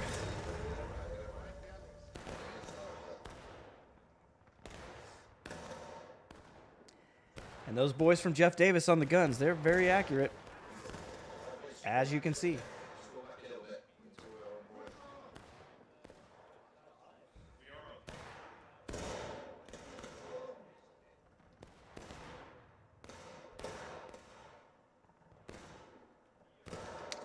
Well, the Confederates not really ready to make a push yet. They are breaking. They got the Union way down. If the Confederates now can take the point away from the Union, they can win the game outright. But if they wait too long and lose too many tickets, that could be a real problem. And right now, it's dead even with 12:29 left in this match. It's literally anyone's game.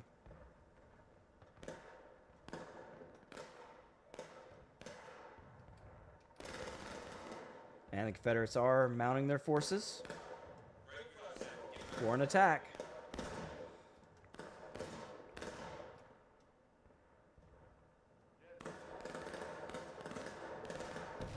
Should be interesting. This thing usually just turns into everybody run to the middle. And it's shaping up to be that again.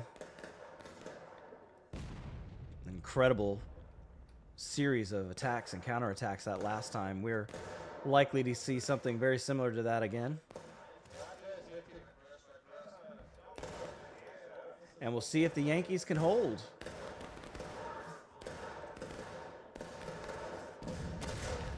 Using the hill as cover.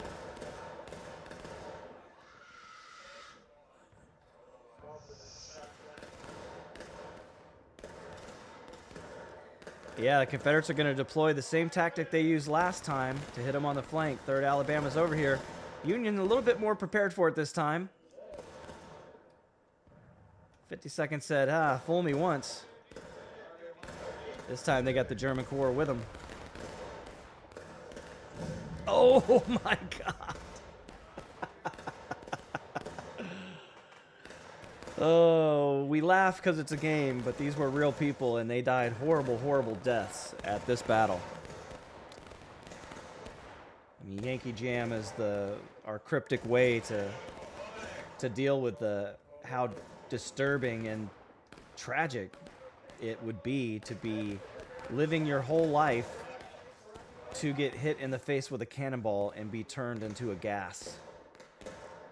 And the field here, not specifically on the south side of the field, it's very, very hilly, but the north side of the field, wide open, rolling hills, not a lot of place to hide or conceal your men, and a lot of artillery kills.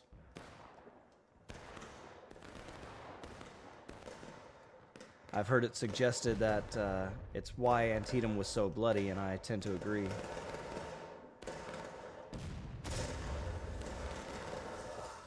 And they are not about to stop hitting you with that big gun.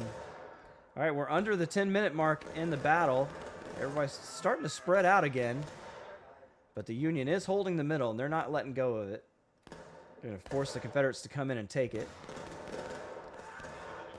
And we'll see how long the Confederates wait to do so. They've tried their right flank maneuver. It did not work this time. So they're going to have to go straight in. Right now, they're just exchanging volleys, but the Confederates are getting the better of it. Look at that. That's impressive. So over the course of the last 5 minutes or so, the Confederates have killed way more Yankees than the Yankees killed of the CSA. And you could tell that by the blue line. They're about to go to a last stand situation with 9 minutes left in this match. So the Confederates definitely have an advantage. And they'll eventually just bleed the Union dry. So this is kind of playing into the Confederates' hands a bit. Union can't really afford to get super aggressive when they go into a last stand situation.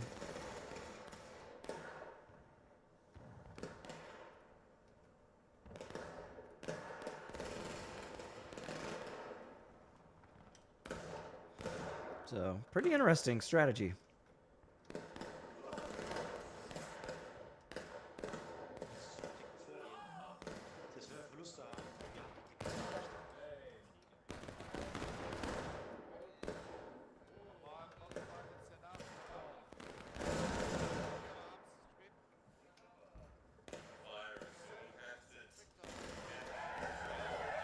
There it is, last stand.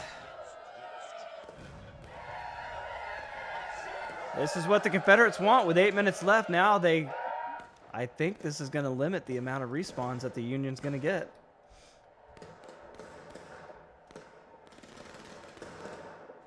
And you can see again, they're trying that fence line. This time it's the EB, 53rd Pennsylvania.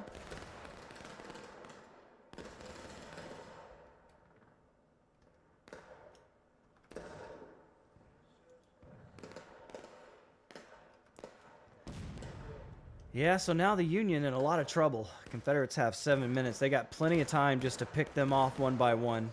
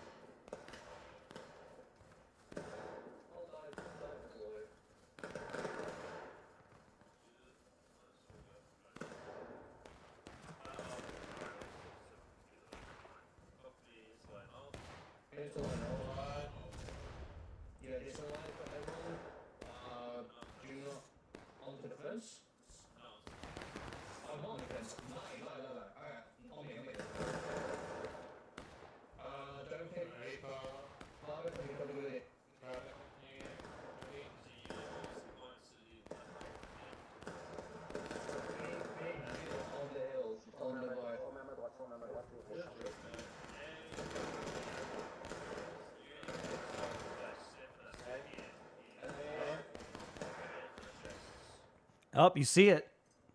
The blue line's starting to bleed away. 6 minutes. Confederates are back. Trying to make a push around the right side. Again, it's Jumbo, 20th Georgia. And this is not boding well for the Union. There's no more New Yorkers out here.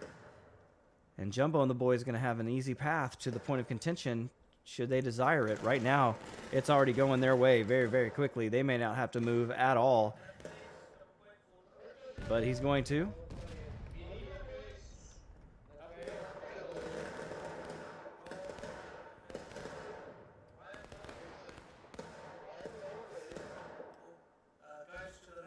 It's hard to be out in the open, but you got to do what you got to do to win the match. Soldier's life is not an easy life, and the work is not always enjoyable.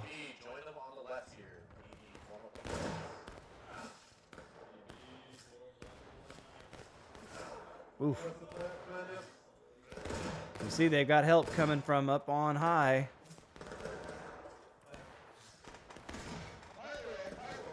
Confederate forces, they're doing it right now.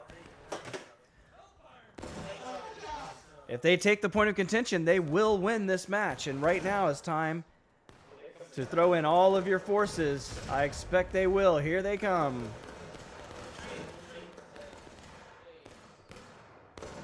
Jumbo pulling back. He drew him out. So now they can be killed. So the French Legion now going to be pulled right out in front of the guns of the 8th Alabama. And this thing is about to be over. Wow, what a comeback for the Confederates.